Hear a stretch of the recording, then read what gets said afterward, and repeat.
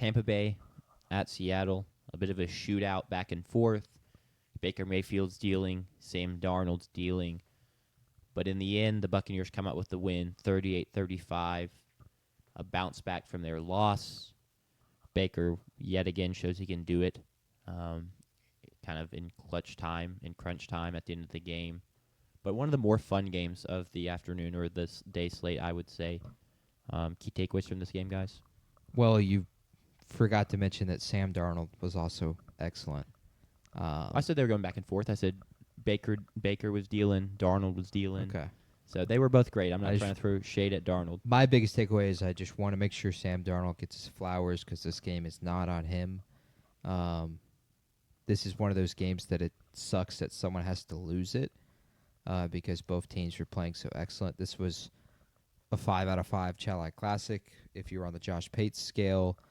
Is it irreverent to use Chalai ratings for NFL games, given he's a college football show? I don't think so. But just to put context to it, I guess is what I'm trying to say. That's fair. I thought this was the best game of the season. I thought this is better than the Bills Ravens game. This was back and forth. This was just incredible football. Just the highlights is you just watch the highlights from the NFL YouTube channel, Cinema. This was incredible.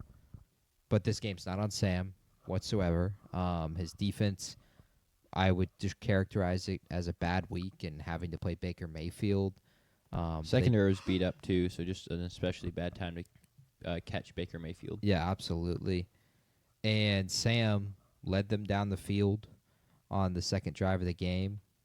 Their first drive, they miss a field goal. Jason Myers missed another field goal. The next time they touch the ball, they're down 6.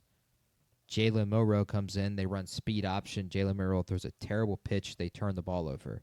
That was in plus territory as well. So that's 2 scoring drives that Sam kind of got shafted on that were not his fault whatsoever because he was literally not on the field for either of the 2 plays.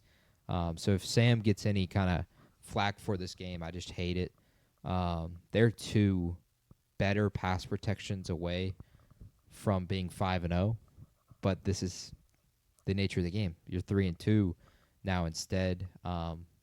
He ends up losing the game because they just don't have good pass protection. Their guard gets pushed over into Sam's window. He throws it. It bounces off of his teammate's helmet, the offensive lineman's helmet, and is picked by Levante David. Otherwise, it would have been on the money. Sam Darnold was, I think he was 7 for 8 completions on third down. He was incredible this entire game. And with all that said, Baker was better. Yep. And that's why Baker ended up winning the game. He is now has 4 game-winning drives in 5 games, 3 of which have been on the road. They have just been incredible. Emeka Egbuka is a superstar. I'll go ahead and say that. Him versus JSN, that was just cinema the entire game. And then he had like A.J. Barner and Cotton was get into it a lot. He had a couple big plays throughout the game. It was cinema. The best game of the weekend, I think the best game of the year.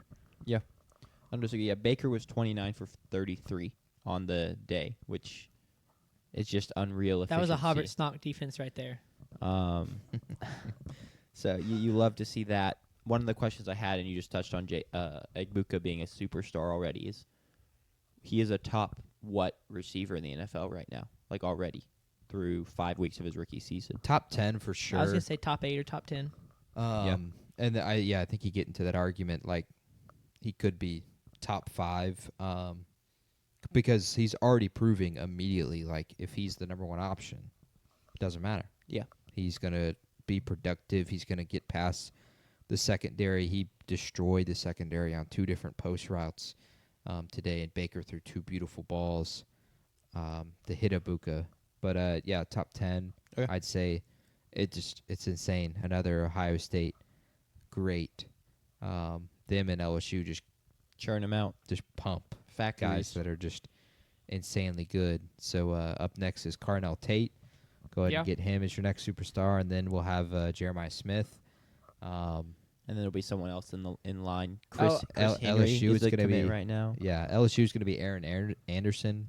That guy Sure. is unbelievably quick. The next guy out of Ohio State is Quincy Porter, Yeah. Mm. 5-star freshman. I Okay. have him in the College Keeper League. I think, honestly, if, like, Kyron Lacey, God willing, was still alive, that he would have been in this kind of conversation as well. 100%. It's insane how much they pump these guys out. But Baker was incredible the entire game. They picked apart one of the best defenses in the league on the road, and that will be reflected in a segment later in the show. But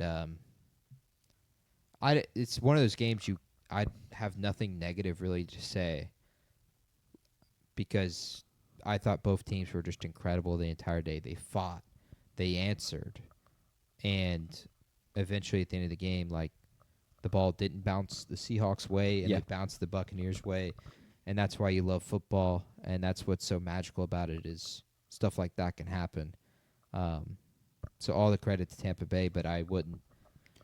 No reason to knock Seattle at all. No, not at all. Because another thing I love to see from Seattle was they showed the ability to be kind of a pass-first offense with how good Tampa Bay's rush defense is.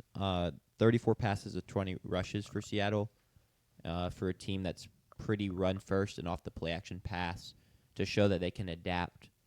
Which they ran the ball just fine, but still, to show that they can adapt if the run game for, say, a game isn't there, that Sam Darnold can be very efficient when more of the onus and burden is on him, was great to see.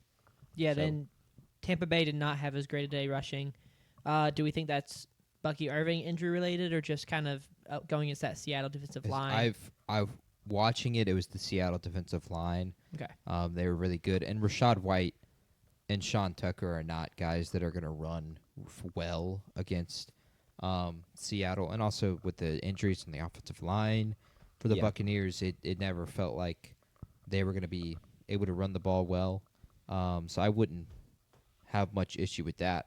It doesn't matter when you're able to go 29 for 33. Baker had completions on 3rd and 13 for 57 yards to Ibuka. He had a completion on 3rd and 15 to Ibuka for a touchdown, 20 yards. He also had a completion on 3rd and 14, 17 yards to Cade Otton. So even they were getting behind the sticks a ton, especially in the second half, and it would not matter for much of the entire game. Baker was able to find someone on a huge play.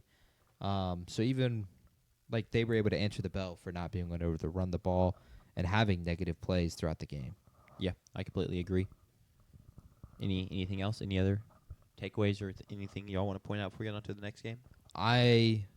Yes, Okay. I would like to go ahead and throw my my chips into the pot and say that this will be the NFC Championship game at Okay. the end of the year. Wow.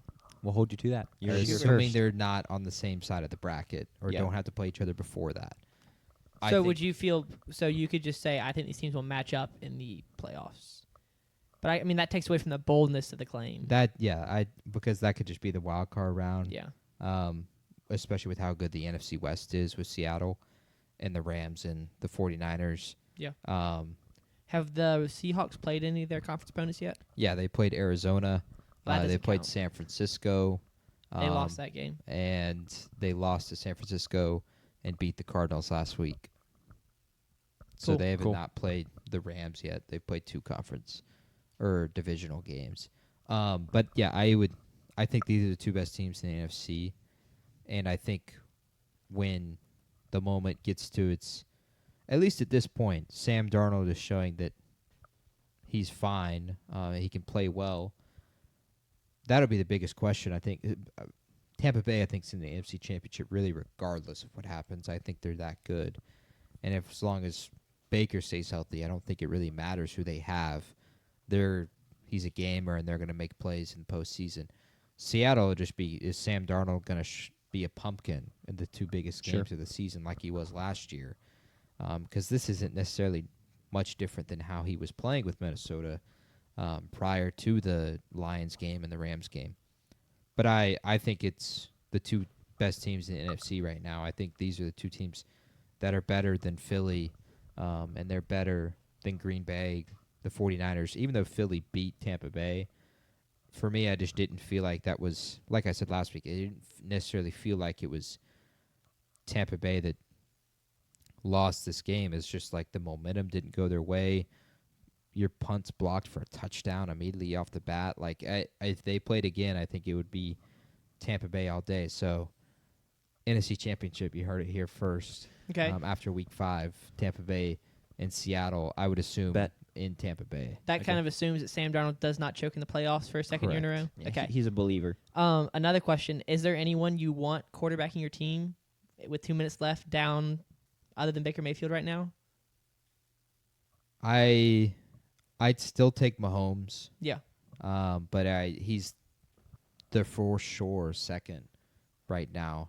That's kind of undebatable. He does such a good job at picking the right moments, and it seems like he always finds the correct read, and finds the correct moment.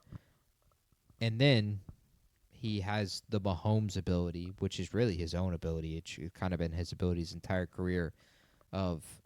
He's arguably the slowest guy in the field, but it doesn't matter. He's going to escape the sack. He's going to run past you. He's going to get by you, and he can pick up third downs when he needs to. He picked up the fourth down against Houston, as we saw, that won them that game. So having that, which is something that Mahomes is incredible at as well, I think he's second on the list right now. I'd still take Patrick. I think it's so funny that it's those two guys, because the thing that ties them together, that college game, final score 66-59. There were like over 1,500 yards of offense or something. So a wild 10 years later, 9 years later,